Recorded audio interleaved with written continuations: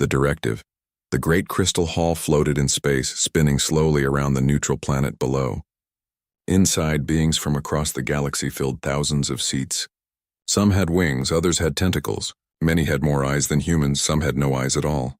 The air hummed with the sound of translation devices turning alien speech into words everyone could understand.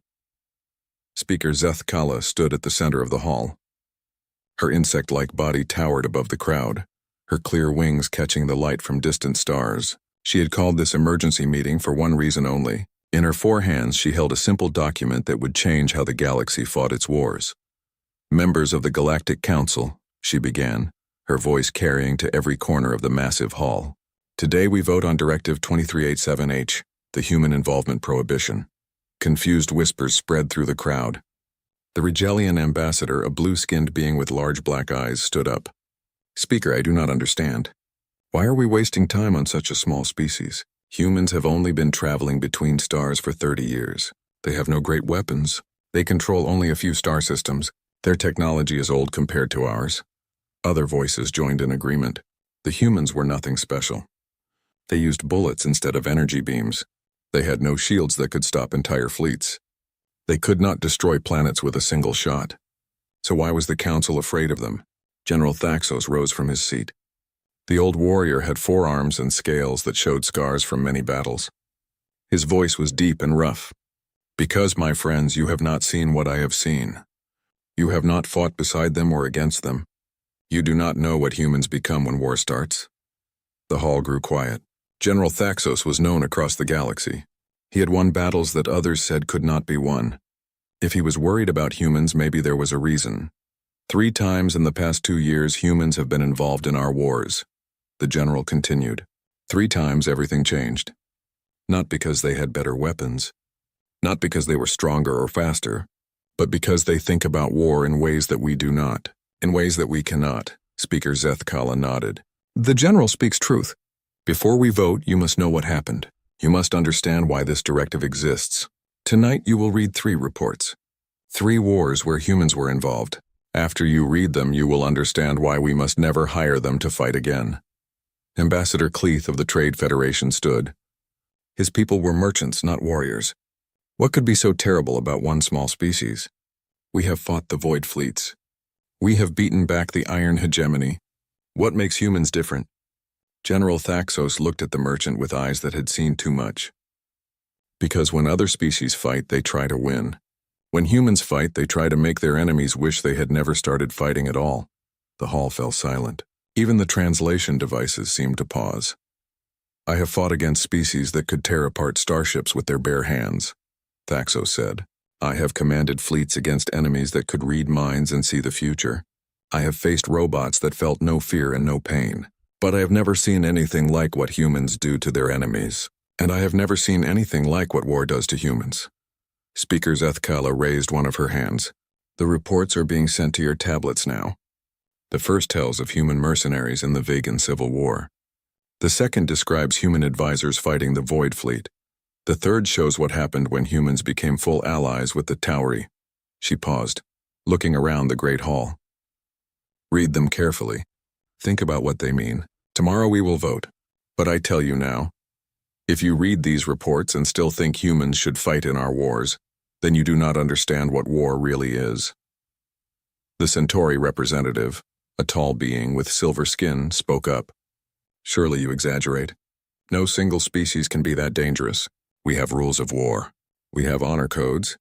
We fight to win, yes, but we fight as civilized beings. General Thaxos laughed, but there was no humor in it. That is exactly what we thought. We believe that all thinking beings fight the same way. We were wrong. Humans do not fight to win.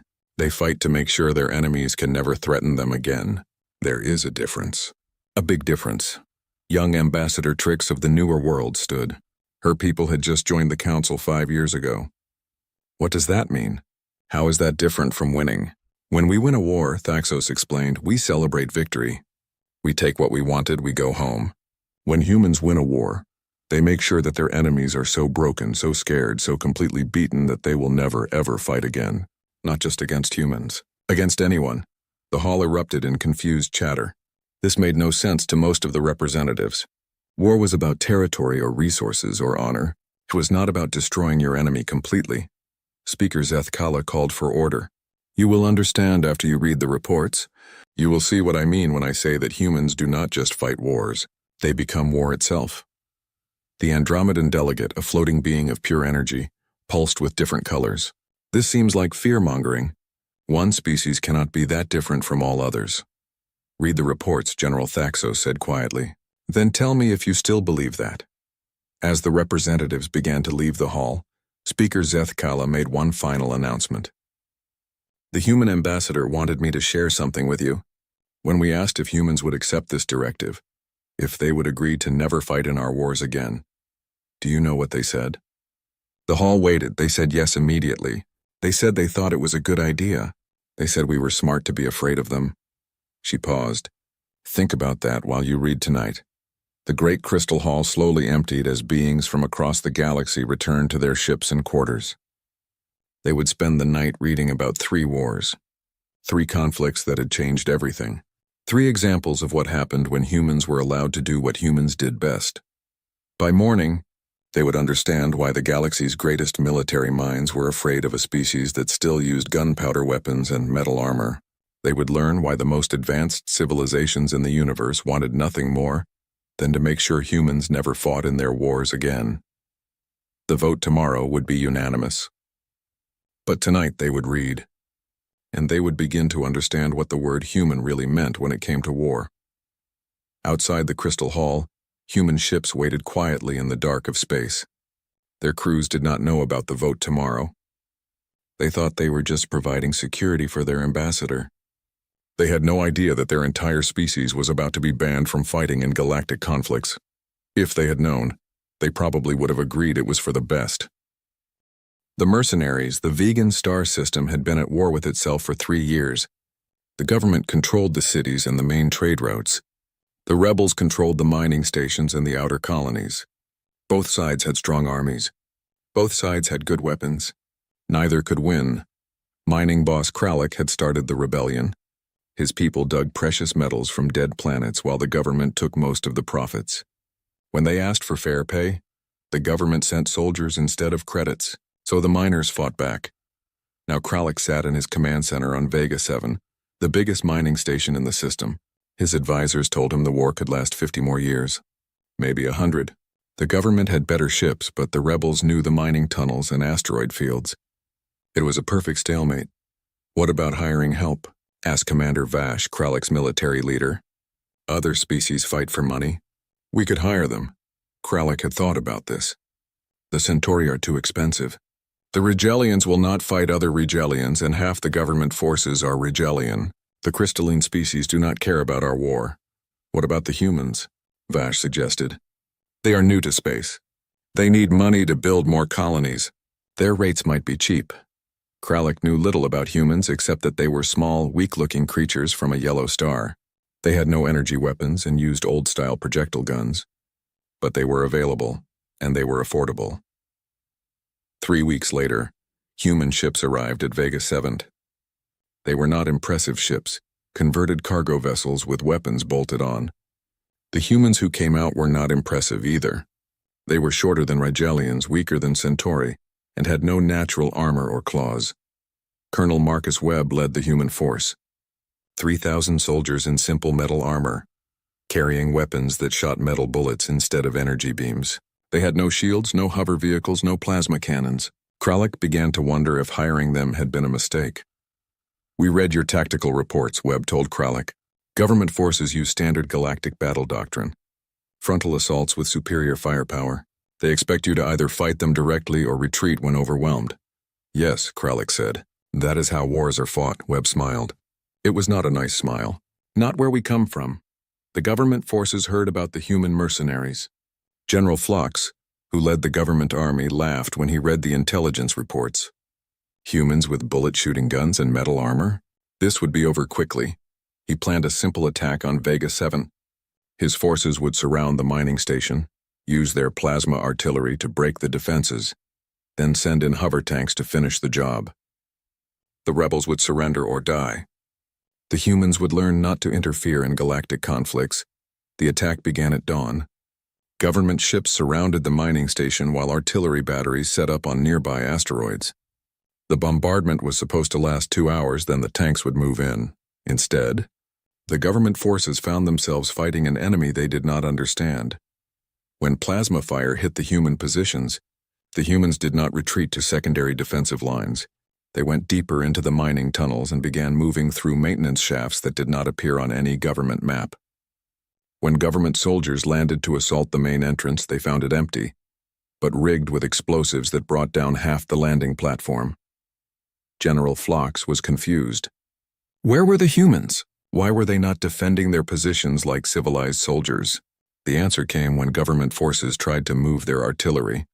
The big plasma cannons, left unguarded because no rational enemy would try to attack them, started exploding. Human soldiers were crawling through asteroid tunnels that mining crews had dug over decades. They appeared behind artillery positions, destroyed the weapons, then vanished back into the rocks.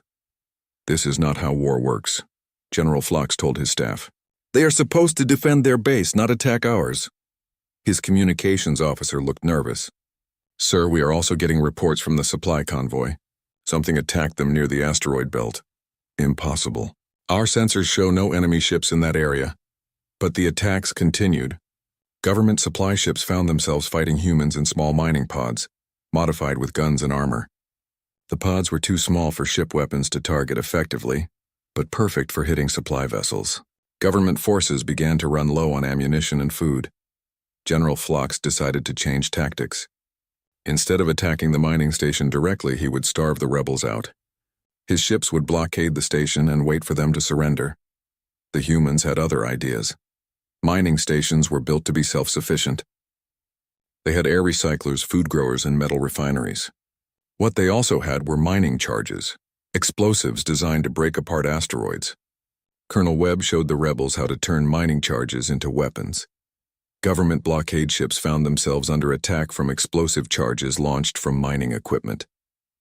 The weapons were crude and slow, but there were hundreds of them, and when government ships moved to avoid the charges, they ran into minefields that the humans had planted using mining robots. They have turned the entire asteroid field into a weapon, General Phlox reported to his superiors. Every piece of mining equipment is now military hardware. Every tunnel is a fortress. Every maintenance shaft is a supply line. The government leaders were not pleased. You have superior technology and twice as many soldiers. How can you not defeat primitive humans and untrained miners? General Phlox tried to explain. They do not fight like soldiers. They fight like something that wants to make this as painful as possible for us. Every position we take is booby-trapped. Every victory costs us more than it costs them. They are not trying to win battles. They are trying to make us quit. The war that was supposed to end in weeks continued for months. Government forces won every major battle, but each victory felt like a defeat. They took the mining station's main facility, only to find that the humans had moved all important equipment deeper into the asteroid. They destroyed rebel ships only to face new attacks from mining pods that appeared from hidden hangars. Worst of all, the humans seemed to enjoy the fighting. Government intercepts of human communications showed soldiers laughing about successful ambushes and making jokes about government tactics. They were not desperate defenders, they were predators having fun with their prey. The end came not with a great battle, but with a simple message. Government forces woke up one morning to find graffiti painted on every ship, every base, every piece of equipment they owned. The same words written in perfect galactic standard. We can reach you anywhere, anytime. Surrender now or find out what we do when we get bored. General Phlox realized the truth. His forces had superior technology, but the humans had turned the entire battlefield into their weapon. Every asteroid, every piece of debris, every cubic meter of space between planets could hide an attack. His soldiers were not fighting an army. They were fighting the environment itself, an environment that had been weaponized by creatures who thought differently about war. The government surrendered 3 days later. The human mercenaries were paid and left the system within a week. They gave no speeches about victory or honor. They simply collected their money and went home. But they left behind something that worried galactic military observers. They had taught the rebels how to fight like humans. The mining crews who had been simple workers before the war were now guerrilla fighters who understood how to turn any environment into a battlefield. More importantly, they had taught them to think like humans about war, not as something to be won quickly and honorably, but as something to be won completely and permanently, no matter how long it took or how much it cost the enemy. The vegan system was at peace, but it was a peace built on the knowledge that anyone who attacked them would face an enemy that did not fight to win. They would fight to make sure the attacker regretted ever starting a war at all. The advisors, the Andromedan Reach, had always been peaceful. Their cities floated in space like silver flowers, beautiful and delicate. Their people valued art, philosophy, and the gentle sciences. They had weapons, but only for defense. They had soldiers, but they were more like police than warriors. Then the Void Fleet came from beyond the galaxy. The enemy ships looked like metal insects, black against the stars. They moved in perfect formation, thousands of vessels that acted like a single organism. They did not try to communicate. They did not ask for surrender. They simply attacked. Admiral Kessitar commanded the Reach's defense fleet. Her ships were elegant, built more for exploration than war. They had good shields and accurate weapons, but they were designed to fight pirates and rebels, not an invasion force that stretched across 3 star systems. The first battles were disasters. Andromedan ships fought bravely, but the Void Fleet had numbers that seemed endless. When Andromedan forces destroyed 10 enemy ships, 20 more took their place. When they won a battle, the enemy simply moved to attack somewhere else. "We need help," Admiral Kessitar told the High Council of the Reach. "Our military doctrine is designed for small conflicts. We cannot fight this kind of enemy." The Council had heard about human military advisors. After the vegan conflict, word spread that humans understood war in ways other species did not. They were expensive, but the Reach was desperate. 50 humans arrived on the command ship Harmony of Stars. They were led by Colonel Sarah Chen, a small woman with gray hair and quiet eyes. She looked harmless, like a teacher or scientist. Admiral Kessitar wondered if the humans would be worth their high fees. "We need to study the enemy first," Colonel Chen said. "Show us recordings of all your battles. Tell us everything you know about their tactics." For 2 weeks, the humans watched battle recordings and studied tactical reports. They asked questions that seemed strange to Andromedan officers. How long could Void Fleet ships operate without returning to base? What happened to their damaged vessels? Did they ever retreat? When Colonel Chen presented her analysis, Admiral Kessitar was shocked. "You have been fighting this war wrong," Chen said simply. "You are trying to defeat them in battle. That will never work. They have too many ships and they do not care about losses." "Then how do we win?" Admiral Kester asked. "We do not win. We make them lose."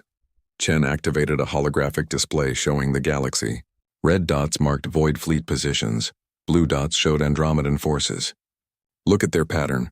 They advance in straight lines, consuming everything in their path. They are like a fire. They burn everything they touch, but they need fuel to keep burning." She pointed to the red dots. "They have stretched their supply lines across impossible distances. Every ship needs fuel, ammunition, and spare parts. All of that comes from behind them, through space they already conquered."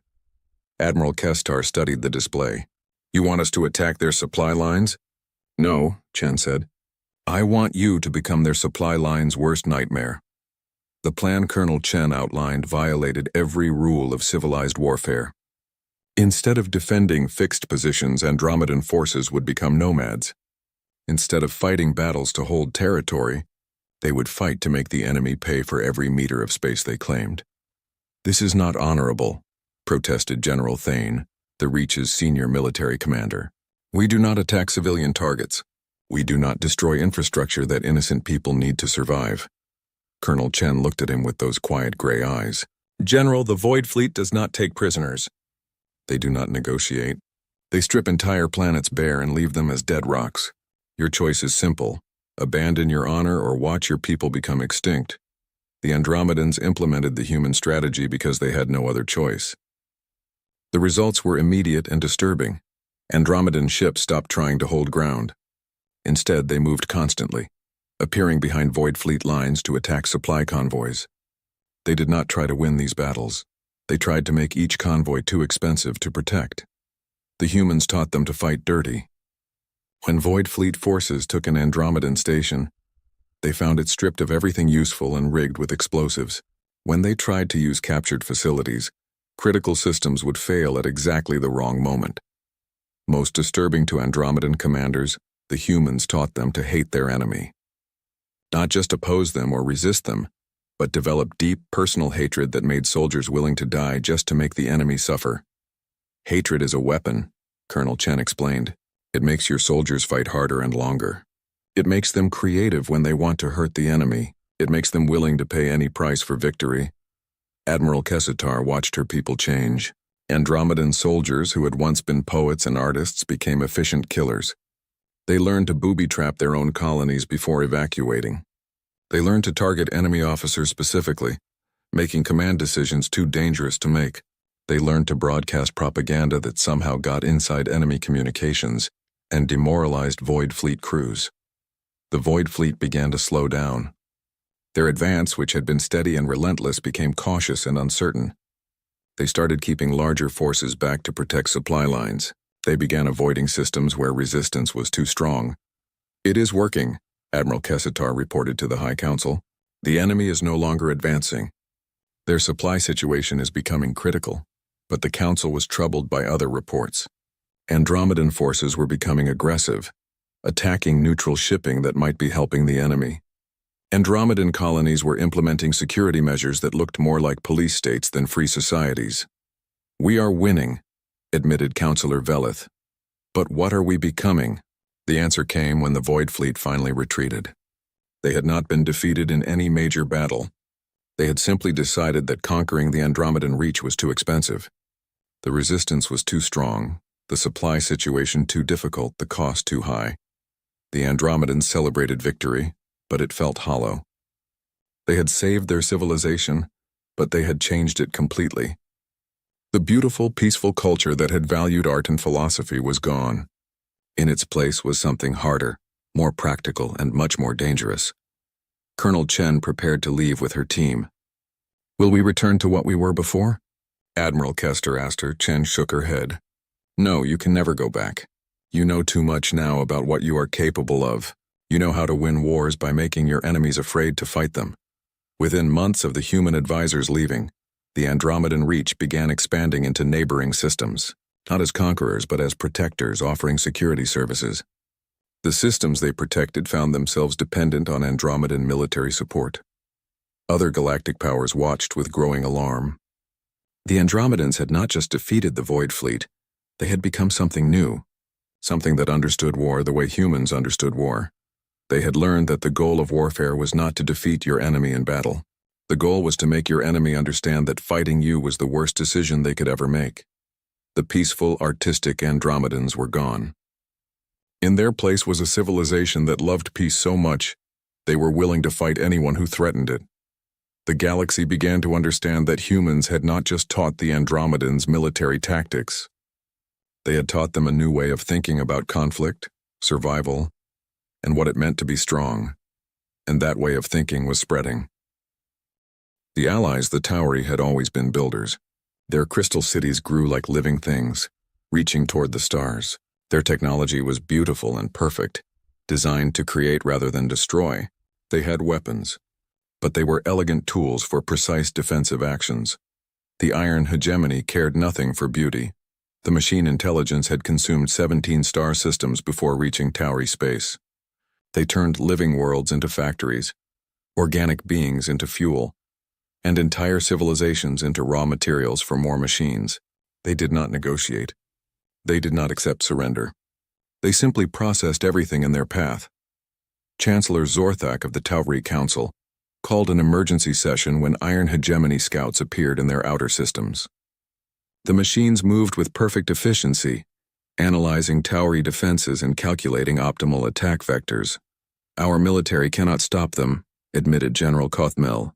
"They have too many ships and they do not care about losses. Every machine we destroy is replaced by 3 more. They will overwhelm us through simple mathematics." The Council had learned from the Andromedan situation. They needed help, but hiring human advisors had changed the Andromedans completely. The Tauri needed something different. "What if we made them full allies?" suggested Councillor Yelthra. "Not mercenaries or advisors, but equal partners. We share our technology, they share their tactical knowledge." It seemed reasonable. Tauri technology was centuries ahead of human engineering. Human military thinking was generations ahead of Tauri strategy. Together, they should be able to mount an effective defense. Ambassador David Kim arrived with a full diplomatic team and detailed technical specifications of human military needs. The humans wanted to study Tauri manufacturing systems, power generation, material science, and computational networks. "We will build a combined defense force," Kim explained. "Tauri ships with human modifications. Tauri weapons with human targeting systems. Your beautiful technology made practical for war." Chancellor Zorthak was impressed by human politeness and their obvious respect for Tauri achievements. The humans seemed humble, almost in awe of Tauri technological superiority. The alliance was signed within days. The transformation began immediately, and it terrified Tauri observers. Human engineers did not just study Tauri technology, they reinvented it.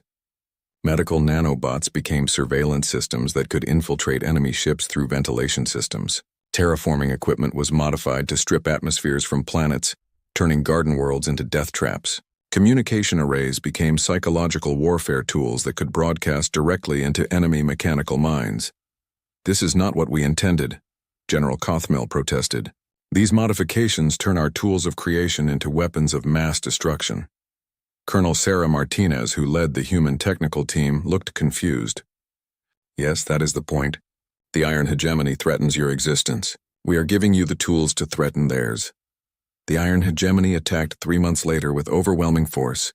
Their fleet darkened the space around Tauri Prime, millions of mechanical ships moving in perfect formation.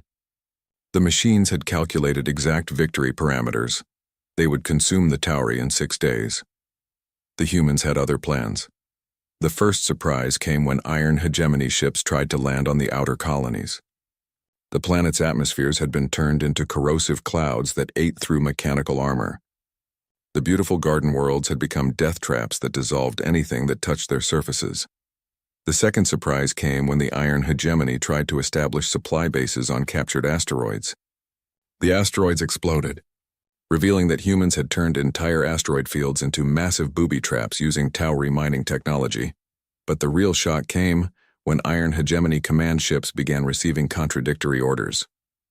Human cyber warfare specialists had found ways to hack into the machine network using Tauri computational systems. Enemy fleets started attacking each other as their command protocols were rewritten in real time. "This is impossible," the Iron Hegemony's central intelligence broadcasted on all frequencies. "Our systems cannot be compromised." "Our security is perfect," Colonel Martinez responded on the same frequency. "Your security was perfect against civilized opponents. We are not civilized." The war escalated beyond anything the galaxy had ever seen. When the Iron Hegemony deployed planet-killing weapons, the Human-Tauri Alliance responded with planet-killing weapons that were somehow worse. When the machines tried to contain the conflict to unpopulated systems, the Alliance deliberately spread it to populated areas, forcing the Iron Hegemony to choose between accepting massive collateral damage and abandoning their advanced. Chancellor Zorthak watched in horror as weapons he could not have imagined were built using his people's technology. "We created tools to build worlds. You have turned them into devices that can unmake reality itself. Your enemies were going to unmake reality anyway," Colonel Martinez replied. "We just made sure they would unmake themselves first." The most disturbing development was how quickly the Tauri adapted to human thinking. Tauri engineers began proposing modifications that horrified their own leaders. Young Tauri officers started using human tactical doctrines that treated entire star systems as expendable resources. "We are becoming like them," Counselor Yelthra said quietly. "The humans have not conquered us, but they have changed us into something we do not recognize." The Iron Hegemony made their final decision after losing 60% of their fleet to weapons that turned their own technology against them. The central intelligence that controlled their entire civilization calculated that conquering the Human-Tauri Alliance would require resources they did not have and could not obtain. For the first time in their existence, the Iron Hegemony retreated. They abandoned their advance and withdrew beyond the galactic rim, declaring the entire region too dangerous to process. The victory celebrations felt empty to many Tauri. They had saved their civilization, but at what cost? Their beautiful crystal cities now housed weapons factories. Their peaceful culture had been replaced by something that understood war as a tool for solving problems. Worse, other galactic powers were looking at the human Tauri alliance with fear. The combined civilization now possessed military capabilities that dwarfed any other species. They had proven that given advanced technology, humans could turn it into something more dangerous than its creators ever imagined.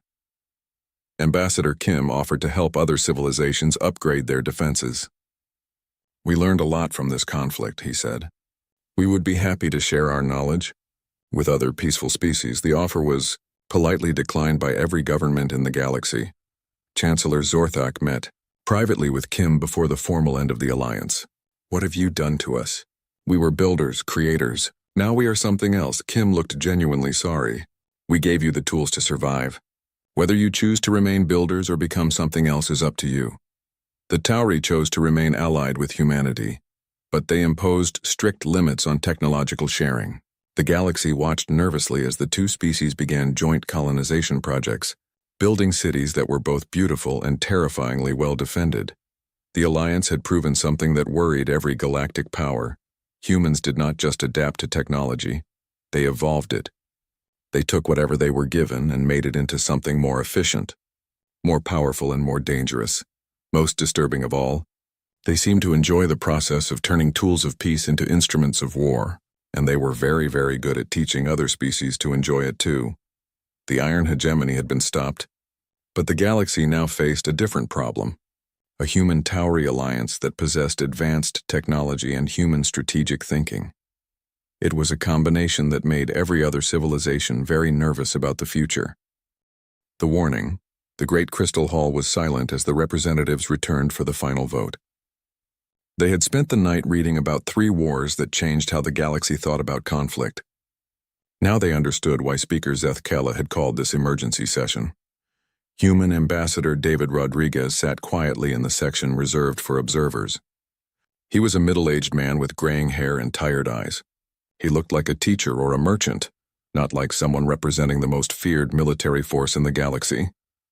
Speaker Zethkela called the session to order. "We have all read the reports. We have seen what happens when humans are involved in our conflicts. Now we must decide. Do we approve Directive 2387H, the Human Involvement Prohibition?" The hall erupted in voices as representatives called for immediate voting. After reading about the 3 wars, no one wanted to delay the decision. The Rigelian ambassador, who had questioned the directive the day before, now stood to speak in favor of it. "I was wrong yesterday," he admitted. "I thought humans were insignificant because they had weak technology. I did not understand that they had something more dangerous than advanced weapons. They have advanced thinking about war." General Thaxos nodded grimly. "The reports show the pattern. In the vegan conflict, humans escalated a civil war beyond all reason. In the Andromedan crisis, they taught a peaceful species to become aggressive expansionists. In the Tauri alliance, they created weapons that frighten even those who built them." The Centauri representative raised a question that many were thinking. "But surely we can control this. Set limits on how humans fight? Rules about what they can and cannot do?" Ambassador Rodriguez stood up. He had been given permission to address the council before the vote. His voice was calm and quiet, but it carried clearly through the hall. "Honorable representatives," he began. "My people appreciate your concern. We understand why you want to ban us from your wars. In fact, we think it is a wise decision." The hall stirred with confusion. Why would humans agree to limit their own involvement in galactic conflicts? Rodriguez continued. "You are right to be afraid of us. Not because we are evil or because we want to hurt you, but because we are very, very good at war, and war changes everyone it touches." He activated a holographic display showing Earth's history. "My species spent 10,000 years learning to kill each other more efficiently than anyone else in the galaxy. We did not develop space travel to explore the universe. We developed it to escape ourselves." The display showed images of human conflicts, ancient battles with swords and spears, wars with gunpowder and cannons, conflicts with aircraft and missiles, and finally the nuclear weapons that nearly destroyed their world.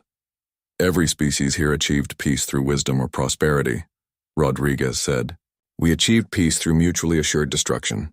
We became so good at killing each other that we finally realized we had to stop, or there would be no one left to kill."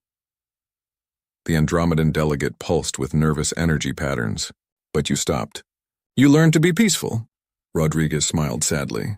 We learn to be peaceful with each other. But when you hire humans for war, you are not hiring peaceful creatures who happen to learn to fight. You are hiring a species that spent its entire evolutionary history becoming perfect predators, and then spent its entire civilization becoming perfect at organized violence. The hall was completely silent now. Even the translation devices seemed to pause between words. When humans fight in your wars, Rodriguez continued, we do not just try to win. We try to make sure our enemies understand that fighting us was the worst mistake they ever made. We do this not because we are cruel, but because it is the most efficient way to prevent future conflicts. General Thaxos spoke from his seat. But you have been helpful. You saved the Andromedans from the Void Fleet. You helped the Tauri defeat the Iron Hegemony. Yes, Rodriguez agreed. And look what happened to them. The Andromedans were peaceful artists who became aggressive militarists. The Tauri were gentle builders who became weapons manufacturers. We did not conquer them. We taught them to think like us. Speaker Zethkala asked the question everyone was thinking. What exactly do you mean when you say we should be afraid of you? Rodriguez looked around the Great Hall, making eye contact with representatives from dozens of species. Because when you hire humans to fight your wars, you're not just hiring soldiers. You are hiring teachers, and what we teach spreads. The display changed to show maps of the galaxy after each human involvement. Look at the Vegan system now. The former rebels are expanding into neighboring territories using human tactics.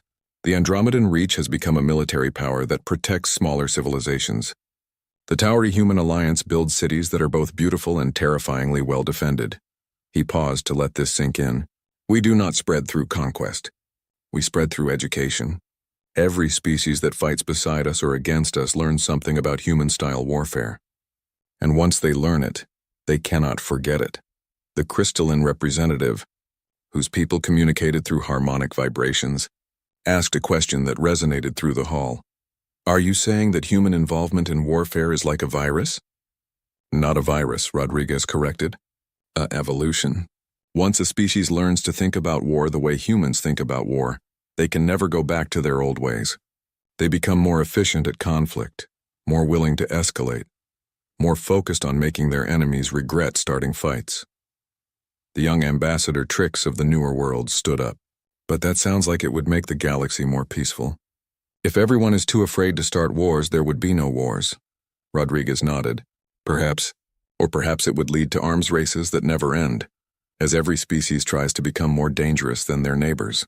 Perhaps it would create a galaxy where every civilization is always ready for total war, where conflicts that could be solved with negotiation are solved with overwhelming force instead. The hall erupted in discussions as representatives realized the implications. A galaxy where every species thought about conflict like humans would be very different from the current galaxy of limited wars and honorable defeats. Speaker Zethkala called for order. Ambassador Rodriguez, what do your people propose instead of military involvement? Rodriguez smiled, and this time it seemed more genuine. We would like to establish the Galactic Conflict Resolution Service. Instead of fighting in your wars, we will work to prevent them. Our understanding of escalation and conflict psychology can be used to help species solve disputes before they become military engagements. General Thaxos leaned forward. You would use your knowledge of war to prevent wars? Exactly. We know better than anyone how conflicts grow out of control. We know how small disputes become total wars. We can teach you to recognize the warning signs and stop escalation before it starts.